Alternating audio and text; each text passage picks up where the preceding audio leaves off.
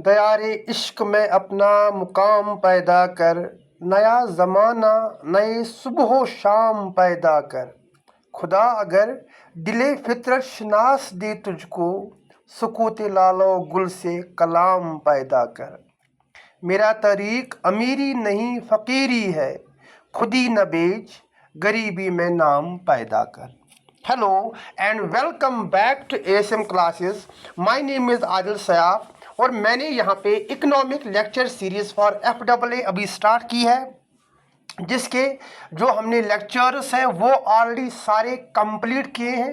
उसके बाद मैंने अपनी MCQ सीरीज स्टार्ट की है और ये हमारा तीसरा लेक्चर रहने वाला है in this series.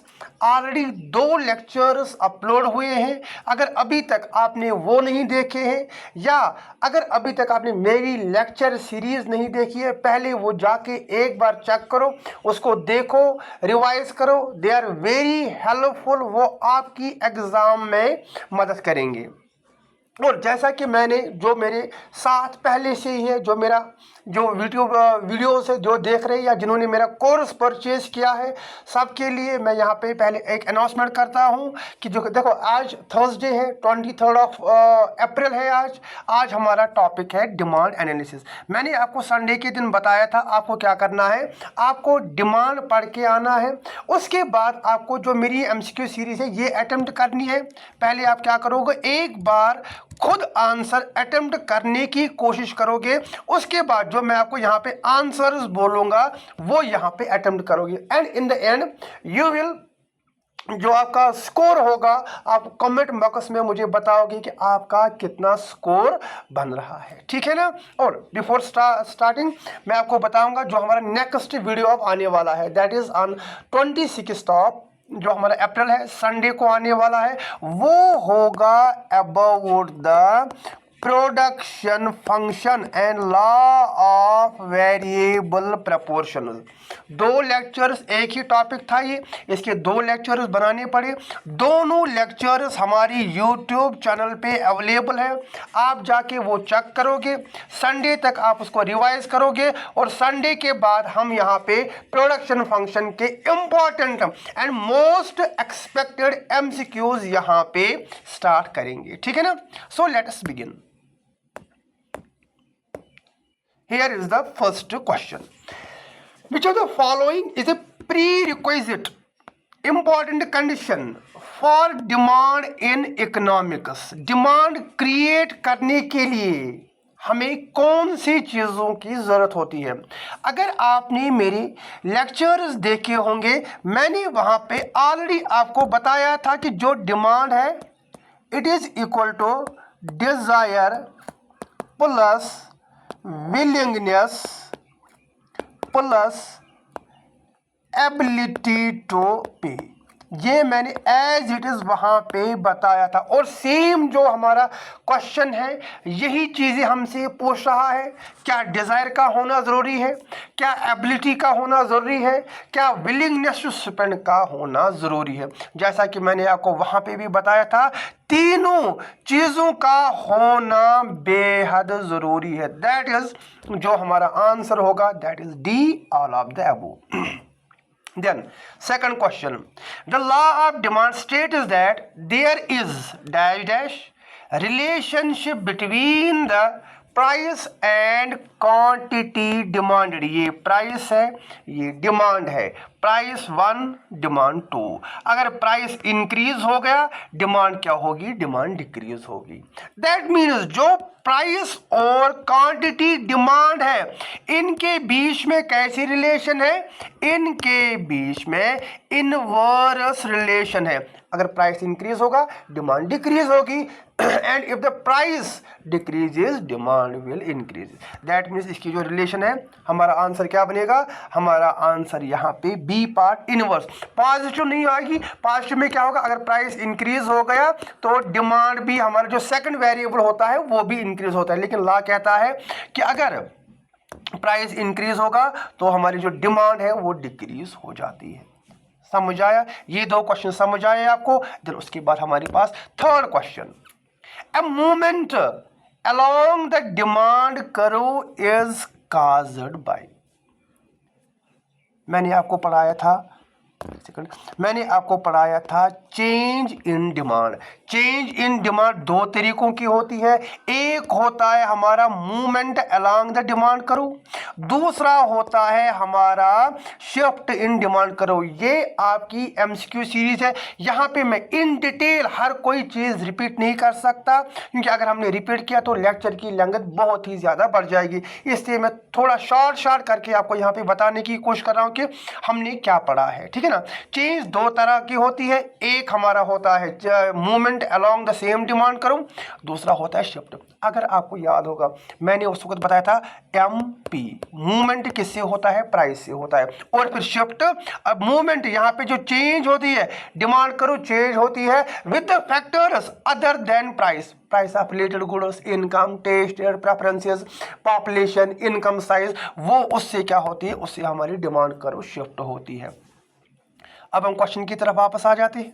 Income of the consumer, ये तो आएगी नहीं। मूवमेंट में एमपी सीधा याद रखो, मूवमेंट किससे होता है, प्राइस से होता है।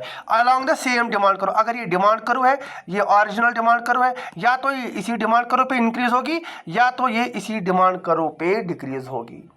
प्राइस ऑफ रिलेटेड गुड्स, ये तो होगा नहीं। टेस्ट एंड प्रेफरेंसेस, ये तो होगी। इन तीनों से क्या होता है, इन तीनों चीजों से डिमांड करो शिफ्ट होती है। अब जो हमारे पास बचा that is price of the own commodity. उसका प्राइस होगा उससे, अगर प्राइस इंक्रीज हुआ डिमांड डिक्रीज होगी, और अगर प्राइस डिक्रीज हुआ डिमांड इंक्रीज होगी। देन उसके बाद we have question number 4, that is if the price of coffee increases the demand for tea। बेटा एक बार पास करो और मुझे बताओ यहाँ पे किस कंसेप्ट की बात की जा रही है। दो गुड्स, एक तो हमारे पास यहाँ पे कॉफी है, दूसरा हमारे पास टी है।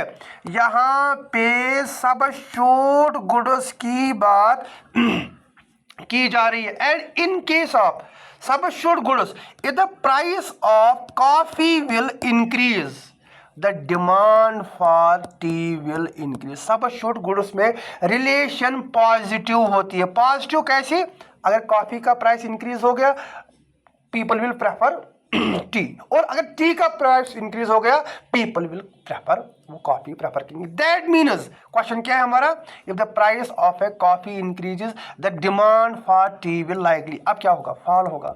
नहीं, फॉल तो नहीं होगा। अब क्या होगा, रिमेन कांस्टेंट है, कांस्टेंट भी नहीं रहेगा, ये कि जीरो बनेगा, जीरो तो नहीं बनेगा। ये क्या होगा, ये in case of substitute goods there is a positive relation. एक का प्राइस इंक्रीज होता है, दूसरे की डिमांड यहाँ पे इंक्रीज हो जाती है, ठीक है ना।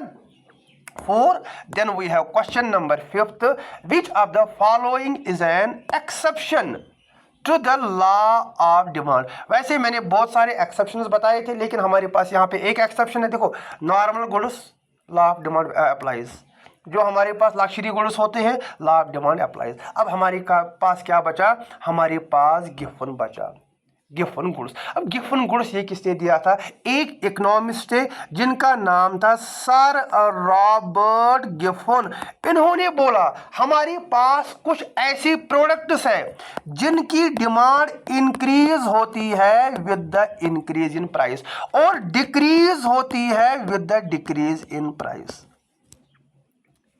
दिस इज कॉल्ड एज, इनको बोला जाता है गिवन। यहाँ पे क्या हो रहा है, लॉ ऑफ डिमांड वायलेट हो रहा है। लॉ ऑफ डिमांड बता रहा है कि इनवर्स रिलेशन है, एक इंक्रीज होगा दूसरा डिक्रीज होगा। लेकिन यहाँ पे क्या हो रहा है, डिमांड इंक्रीज हो रही है प्राइस के साथ साथ। मैंने ये उल्टा लिखा है, आप ऐसे कंसिडर करो कि प्राइस के साथ साथ उल्टा, मैंने ये उल्टा लिखा है। यहाँ पे आप क्या करोगे, डिमांड, प्राइस इंक्रीज होगा डिमांड भी इंक्रीज होगी, प्राइस डिक्रीज होगा डिमांड भी यहाँ पे डिक्रीज होगी। अब वेबलियन गुड्स कहाँ पे अप्लाई हो, ये सॉरी गिवन गुड्स कहाँ पे अप्लाई होते हैं। गिवन गुड्स जो होते हैं ये नॉर्मल गुड्स के केस में अप्लाई होता है, या जो हमारे पास non luxury, remember important point है। दूसरा हमारे पास एक्सेप्शन है, दैट इज वेबलियन गुड्स। याद रखोगे बेटे, वेबलियन गुड्स कहाँ पे अप्लाई होता है, इन case of luxury items, for example gold, for example car, for example iPhones. लेकिन जो हमारा गिवन गुड है ये नॉर्मल कंडीशन, जो हमारी नेसेसिटीज होते हैं, राइस, जो हमारे पास साल्ट है, या जो हमारे पास टी है, या जो हमारे पास अदर प्रोडक्ट्स है, क्लोथिंग है, जो नॉन लग्जरियस आइटम्स, अब वहाँ पे क्या होता है, आपने देखा होगा अभी रिसेंटली क्या हो रहा है, ईरान इराक वार चल रहा है, ईरान इजराइल या यूएसए वार चल रहा है। उसमें हमारी कंट्री में क्या हो गया, ये बताया जा रहा है कि जो एलपीजी के प्राइसेस है वो इंक्रीज हो रहे हैं। नेसेसिटी है, एलपीजी इज ए, क्या उसकी डिमांड डिक्रीज हो गई?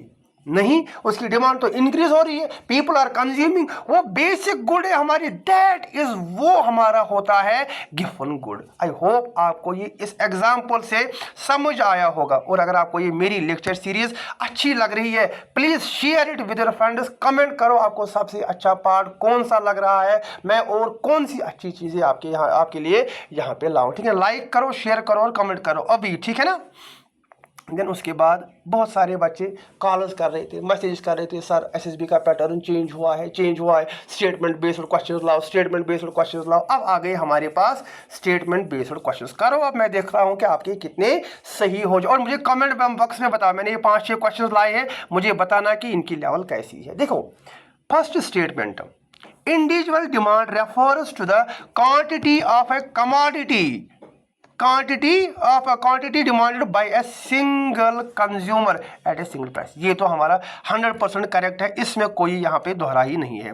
देन सेकंड क्या बता रहा है यहाँ पे, सेकंड बता रहा है market demand is the vertical summation of the demand. करो, नहीं बेटा, याद रखोगे ये स्टेटमेंट हमारा गलत है। जो हमारा मार्केट डिमांड होता है ये होता है हॉरिजॉन्टल, रिमेंबर दिस पॉइंट, ये होता है हॉरिजॉन्टल समेशन। जो हमारा मार्केट डिमांड होता है ये आप याद रखोगे, market demand is the horizontal summation of the demand. करो, इंडिविजुअल डिमांड करो। सो इसका मतलब statement first is true, statement second is false. हमारा पहला question statement based. Second question statement based, an increase in income, एक second, an increase in income always leads to increase in the demand for good। हम second statement पढ़ते हैं, for inferior goods income effect is, वो क्या होता है, वो negative होता है। 100% सही। अब इन्फीरियर गुड्स वो गुड्स होते हैं जो विद इंक्रीज इन इनकम उनकी डिमांड डिक्रीज होती है। ये तो ठीक हो गया, इसका इनकम नेगेटिव होता है। अगर पॉजिटिव होता तो इनकम के इंक्रीज होने से उनकी डिमांड भी बढ़ जाती, लेकिन नेगेटिव है, इनकम के इंक्रीज होने से डिमांड कम हो जाती है। ठीक है ना। यहाँ पे जो फर्स्ट स्टेटमेंट है ये हमारा स्टेटमेंट गलत है। गलत क्यों है, देखो ये बता रहे कि an increase in income always नहीं है। मेन यहाँ पे क्या है, प्राइस है। अगर अब प्राइस हद से ज्यादा बढ़ गई, क्या आप वो चीजें कंज्यूम कर पाओगे? नहीं। Like in the normal sense ये चीज हमारे यहाँ पे अप्लाई नहीं होती। दैट मीन्स जो हमारा statement first fourth is correct, statement first is false and statement second is true. I hope आपको ये अच्छा लगा होगा।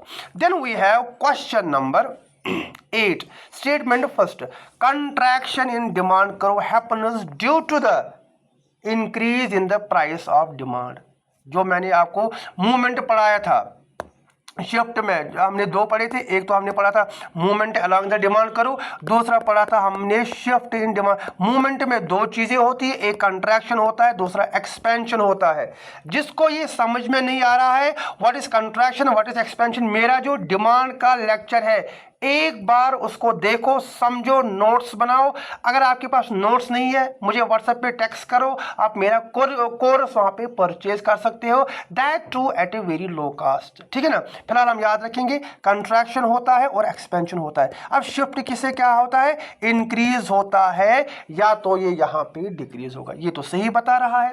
Contraction of a demand happens due to, demand कम हो रही है। अब कम क्यों हो रही है, क्योंकि उसका प्राइस यहाँ पे इंक्रीज हो रहा है। Second, decrease in demand, demand कम हो रही है ड्यू टू द अनफेवरेबल। देखो शिफ्ट होता है अदर देन प्राइस, यहाँ पे अनफेवरेबल चेंजेस, अनफेवरेबल मतलब इनकम ऑफ द कंज्यूमर वो कम होगी, आपकी डिमांड भी कम होगी। इसका मतलब both the statements are true. Question number 8, question number 9, demand करो फॉर वेबलिन, अभी मैं जो आपको वेबलिन गुड्स समझा रहा था, ठीक है ना।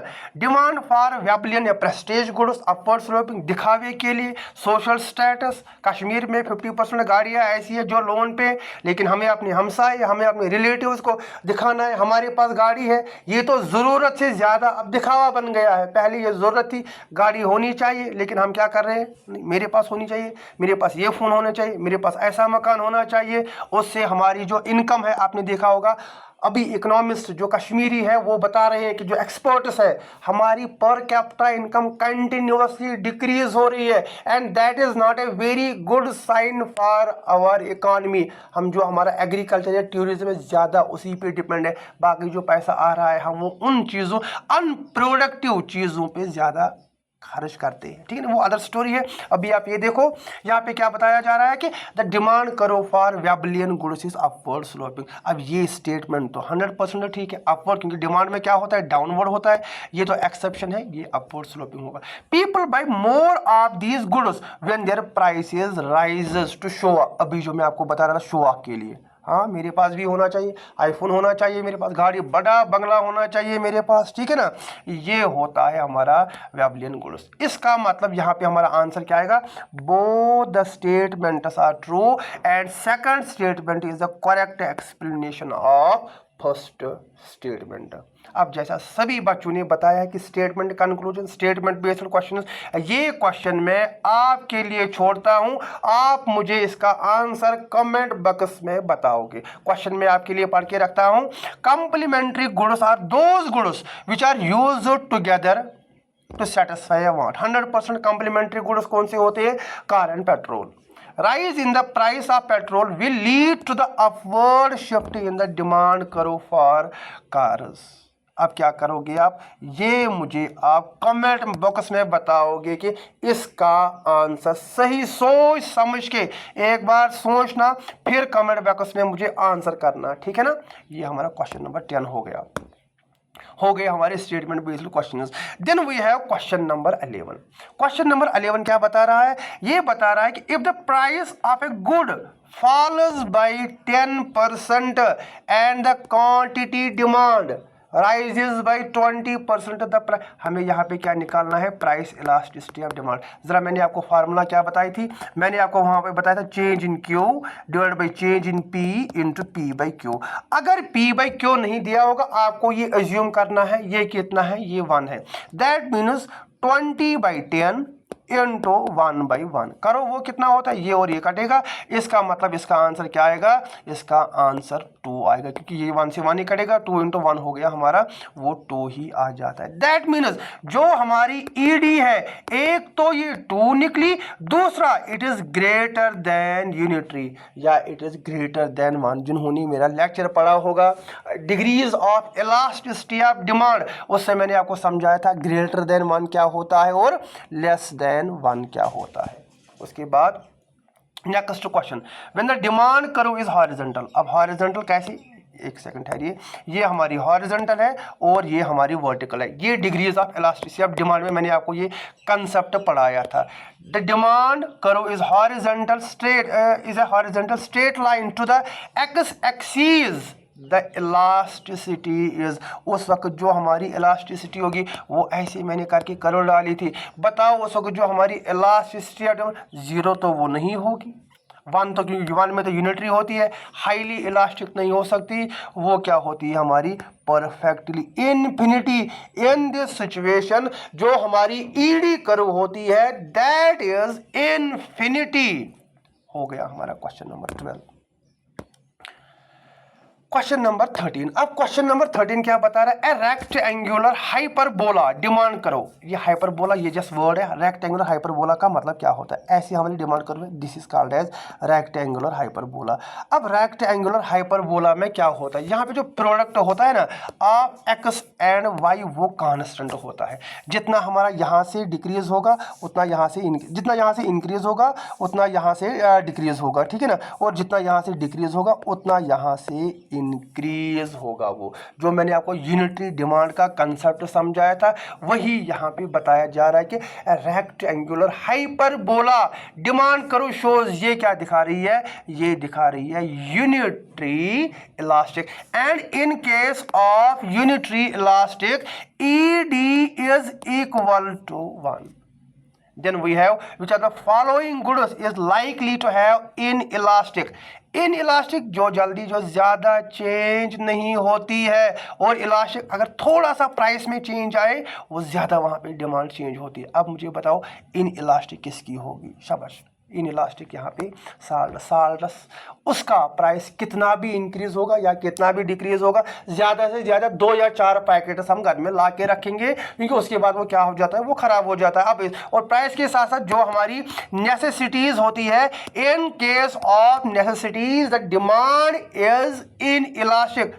ड्रग का प्राइस जो दवाई होती है, मेडिसिन ये टैबलेट्स होती है, उनका प्राइस कितना भी इंक्रीज हो या कितना भी डिक्रीज हो वो डिमांड पे ज़्यादा यहाँ पे असर ही नहीं करता है। ठीक है ना? आई होप आपको ये क्वेश्चन समझ आ गया होगा। Then we have question number 14, question number 15। If ED is greater than 1, अगर ये ग्रेटर देन 1 है, हद से ज़्यादा है ये, ठीक है ना, the demand is set to be. बताओ अब डिमांड मैं क्या बता, इलास्टिक में क्या हो रहा है, ये हमारा इलास्टिक में चेंज ही नहीं हो रहा है, यूनिटरी नहीं हो सकता है, परफेक्टली इलास्टिक नहीं हो सकता। देन हमारे पास क्या बचा, हमारे पास बचा elastic demand. Next question, which of the following results in right word shift of the demand curve. ये डिमांड करो है, वो राइट वर्ड शिफ्ट। देखो किसकी बात आ रही है, यहाँ पे शिफ्ट की बात आ रही है। बार बार मैं आपको बता रहा हूँ, चेंज जो हो रही है 2 टाइप्स की, एक तो मूवमेंट हो गया अलॉन्ग द सेम डिमांड करो। शिफ्ट में या तो राइट वर्ड शिफ्ट होगी, अगर इनकम इंक्रीज होगी तो राइट वर्ड शिफ्ट होगी, अगर इनकम या अदर फैक्टर डिक्रीज होंगी तो ये लेफ्ट वर्ड शिफ्ट होगी। यहाँ पे क्या बताया जा रहा है कि which are the following results in our right word, आगे की तरफ। इसका मतलब यहाँ पे क्या होगा, चीज़ें बेहतर वे में यहाँ पे दिखाई जा रही है। ऑफ द डिमांड करो, increase in the price of substitutes, वो भी तो हमारा इंक्रीज ही होगा। Decrease in the price of complementary, वो भी डिक्रीज होगी क्योंकि आप बाकी गुड्स को कंज्यूम यहाँ पे करोगे। Increase in the real income of consumer, यहाँ पे जो कंज्यूमर की इनकम है वो भी यहाँ पे इंक्रीज होगी। दैट मीन्स इसका जो आंसर है वो डी पार्ट हमारा आंसर आएगा। ठीक है ना? समझ आया आपको ये question? Then we have question number 17, law of diminishing marginal utility. बार हमारे पास ये लॉ आ रहा है, ये हमें शायद छोड़ेगा नहीं। ठीक है ना? Law of diminishing marginal utility is a psychological basis for, ये किसके लिए बेस बनता है यहाँ पे, remember this point, law of demand. ठीक है ना?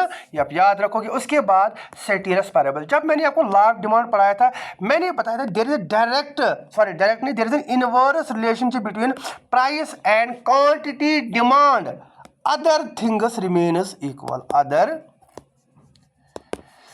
Things remains equal. अब अदर थिंग्स कौन सी होगी, price of related goods, taste and preferences, income of the consumer, population, size of market, इनको बोला जाता है अब अदर थिंग्स। इन अदर थिंग्स को इकोनॉमिक्स में क्या बोला जाता है, सेटियरस पैरेबल्स। दैट मीन्स जो हमारी ऑप्शन बी यहाँ पे जो अदर थिंग्स है that will remain stable. Then we have question number 19, what effect does an exception of rise in the price in future. अगर ये बोला जा रहा है कि फ्यूचर में इसका प्राइस, फ्यूचर में कब प्राइस, देखो यहाँ पे क्या बताया जा रहा है कि फ्यूचर में प्राइस इंक्रीज होगा।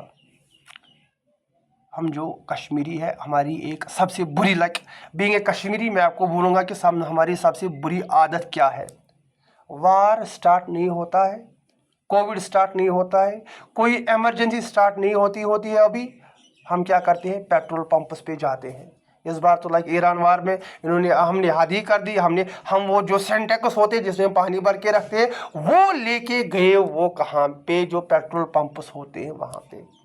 हम क्या करें ज़रा, ये तो क्या होगा फ्यूचर में, हमें मिसाइल, हम ही सिर्फ कश्मीरी लोग मर पाएंगे, बाकी तो पूरी दुनिया वो बच पा। हम जाते हैं, वो चीज़ें लाते हैं, ये चीज़ें लाते हैं, हम क्या करते हैं, वो जो ये पैनिक बाइंग हम करते हैं, जिससे क्या होती है, जिससे यहाँ पे शॉर्टेज होने के ज़्यादा चांसेस होते हैं। हाँ, तो मैं क्या पैनिक बाइंग नहीं करनी चाहिए, एक्चुअल शॉर्टेज उसी से होती है, ठीक है ना। अब हमारा क्वेश्चन क्या है,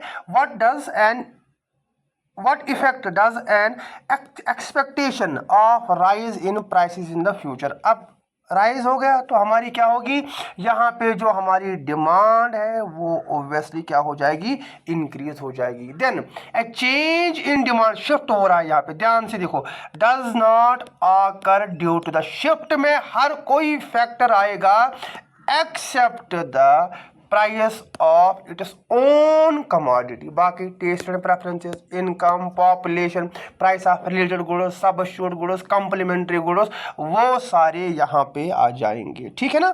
ये क्वेश्चन नंबर 20 हो गया। Then we have question number 21। When the price of Giffen good falls, already मैंने ये गिफन गुड आपको पढ़ाया है, अगर उसका जो यहाँ पे क्या होगा, प्राइस फॉल होगा, उसकी जो डिमांड है उसके साथ क्या होगा, उस वक्त मैंने बताया था वो भी हमारी क्या होगी, वो भी हमारी फॉल ही होगी।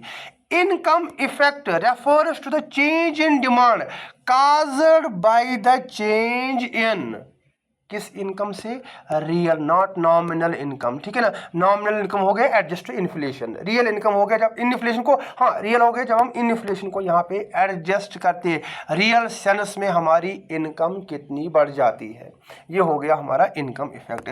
Then we have question number 22, substitution effect. अब सबस्टिट्यूशन इफेक्ट क्या होता है, दो गुड्स को जब हम आपस में कंटिन्यू, जो सबस्टिट्यूट गुड्स होते हैं, for example tea and coffee, these are our substitute goods. अब ये कब आकर होता है, because when the substitute effect occurs when the consumer shifts from, ये कहां से शिफ्ट करेगा, dash commodity to a one dash commodity, cheaper commodity, एक सेकंड ठहरिए, cheaper commodity to dearer commodity, ऐसा नहीं हो सकता। इन्फीरियर टू नॉर्मल, ऐसा भी नहीं हो सकता, या नॉर्मल टू लग्जरी, यहाँ पे डेयरर, एक का प्राइस यहाँ पे इंक्रीज हो जाता है and that good becomes dearer for a customer and what he does, वो क्या करता है, वो shift to the cheaper commodities.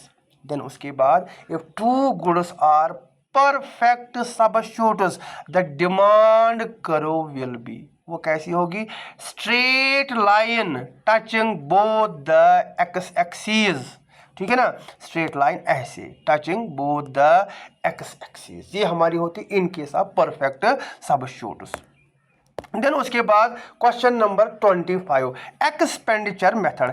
Expenditure method मैंने आपको 3 मेथड्स पढ़ाए हैं, how to measure the price elasticity of demand, income method, expenditure method, total outlay method.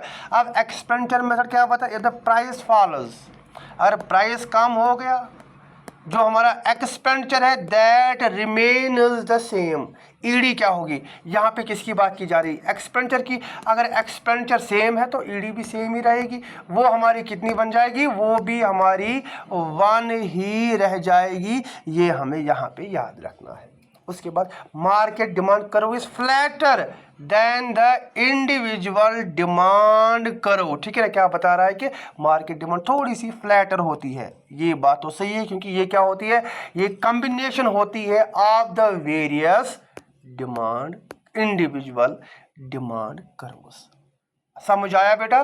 Then उसके बाद we have question number 27, demand for necessities. बार बार मैं आपको वो बता रहा हूँ कि इन केस ऑफ, ये मैंने ऑलरेडी एग्जांपल दी है, लाइफ सेविंग ड्रग्स, जहाँ पे मैंने आपको साल्ट पढ़ाया था, साल्ट के साथ साथ जो हमारी लाइफ सेविंग ड्रग्स है उनकी डिमांड कैसी होगी।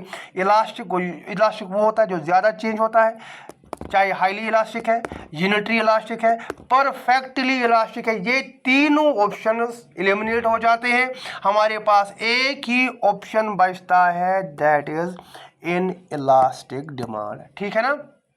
Then we have a downward movement along the same demand curve. Same, फिर से वही बात यहाँ पे हमारी आ जाती है, हमारी बात आ जाती है चेंज, एक सेकंड ठहरिए, चेंज इन डिमांड करो। अब चेंज डेल्टा ये इकोनॉमिक्स में चेंज को साइन करता है, ठीक है ना। चेंज मूवमेंट होता है, मूवमेंट अलॉन्ग द डिमांड करो, एंड शिफ्ट इन डिमांड करो। शिफ्ट मूवमेंट में दो, कंट्रैक्शन एक्सपेंशन, शिफ्ट में भी दो, एंड इंक्रीज एंड डिक्रीज। अब मूवमेंट में क्या होता है, मूवमेंट में हमारा एक ही डिमांड करो पे आइदर ये इंक्रीज होगा या अगर प्राइस डिक्रीज होगा ये क्या होगी, डिमांड हमारी इंक्रीज होगी, और अगर प्राइस इंक्रीज होगा डिमांड हमारी क्या होगी, डिमांड हमारी डिक्रीज होगी। यहाँ पे डिमांड डिक्रीज हो रही है और यहाँ पे डिमांड क्या हो रही है, यहाँ पे डिमांड इंक्रीज हो रही है। अब क्वेश्चन हम फिर से पढ़ते हैं, क्वेश्चन क्या बताया जा रहा है कि a downward movement along the same demand curve is called है। देखो डाउनवर्ड मूवमेंट, ये डाउन हो रहा है, अगर ये डाउन हो रहा है यहाँ पे क्या हो रहा है, आपको नहीं लग रहा है कि यहाँ पे, एक मिनट ठहरो मैं आपको ये और एक पेन से दिखाता हूँ, यहाँ पे आपको नहीं लग रहा है कि एक्सपेंशन हो रहा है, हमारी डिमांड यहाँ पे ज़्यादा बढ़ रही है। कंट्रैक्शन आएगा, अगर कंट्रैक्शन होगा तो ये लेफ्ट की तरफ, रिमेंबर दिस पॉइंट इंपॉर्टेंट है, ये लेफ्ट की तरफ मूव करता। अब बताया क्या जा रहा है, हमें क्या बताना है, डाउनवर्ड मूवमेंट। डाउनवर्ड मूवमेंट ये एक्सपेंशन होगा, इंक्रीज और डिक्रीज तो बिल्कुल ही नहीं होगा। क्यों नहीं होगा, क्योंकि जो इंक्रीज एंड डिक्रीज होता है ये शिफ्ट इन डिमांड कर्व की वजह से होता है। आई होप आपको ये समझ आया होगा, एंड इसका जो करेक्ट आंसर है that is shift in demand curve. समझ आया। देन उसके बाद we have question number 29, cross demand for complementary goods. अब क्रॉस डिमांड क्या होता है, देखिए बेटा, जो हमारी मैंने आपको ईडी पढ़ाया है ना, आपके सिलेबस में एक ही है। इलास्टिसिटी ऑफ डिमांड तीन तरीकों से एक्चुअली चेंज होती है। मैं थोड़ा सा यहाँ पे आपको बताता हूँ। एक होता है प्राइस से, प्राइस इलास्टिसिटी ऑफ डिमांड जो मैंने आपको पढ़ाया। दूसरा हो रहा है इनकम इलास्टिसिटी ऑफ डिमांड, जब हमारी डिमांड चेंज होगी due to the change in income, that is called as income elasticity of demand.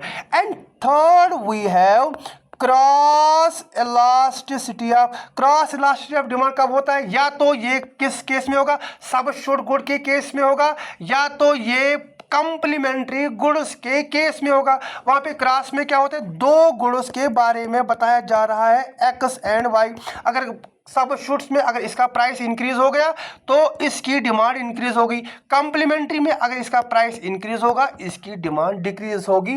बाकी सारा कंसेप्ट सेम है। अगर आपको ये थोड़ा सा टफ लग रहा है, आपके सर के ऊपर से जा रहा है, आप एक बार जो मेरी लेक्चर सीरीज है उसको वहां पे देखो। क्वेश्चन क्या है, हम फिर से यहाँ पे जाएंगे। Cross elasticity of demand for complementary goods. देखो कम्प्लीमेंट्री गुड्स में जैसे मैंने आपको यहाँ पे बताया, प्राइस क्या हुआ, इंक्रीज हो गया, डिमांड क्या होगी, डिक्रीज। अगर कार की प्राइस इंक्रीज होगी, पीपल क्या करेंगे, वो गाड़ियां खरीदेंगी नहीं। अगर वो गाड़ियां खरीदेंगी नहीं तो पेट्रोल क्या होगा, पेट्रोल का प्राइस यहां पे ऑटोमेटिकली डिक्रीज होगा। Then we have last question, that is which factor determines the slope of demand curve. बताइए कौन सा factor that affect the slope of demand curve. ये क्वेश्चन आप मुझे कमेंट बॉक्स में बताओ। दो क्वेश्चन मैंने आपके लिए रखे हैं, दोनों आप मुझे, एक वो स्टेटमेंट बेस्ड का क्वेश्चन था और दूसरा जो हमारा ये लास्ट था 30 क्वेश्चन था, ये आप मुझे कमेंट सेक्शन, ये आपके लिए है।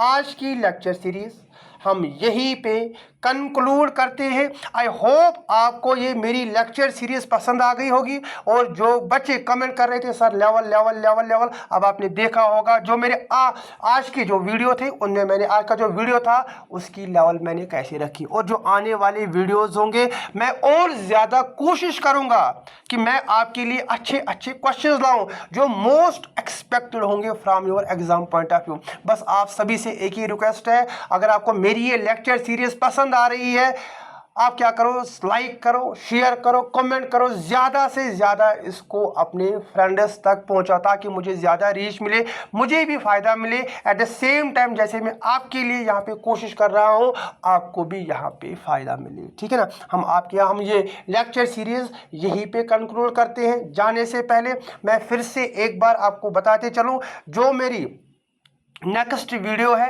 That will be about the production function, जो संडे को आने वाली है। प्रोडक्शन फंक्शन और लॉ ऑफ वेरिएबल्स को अच्छे से पढ़ के आ जाना।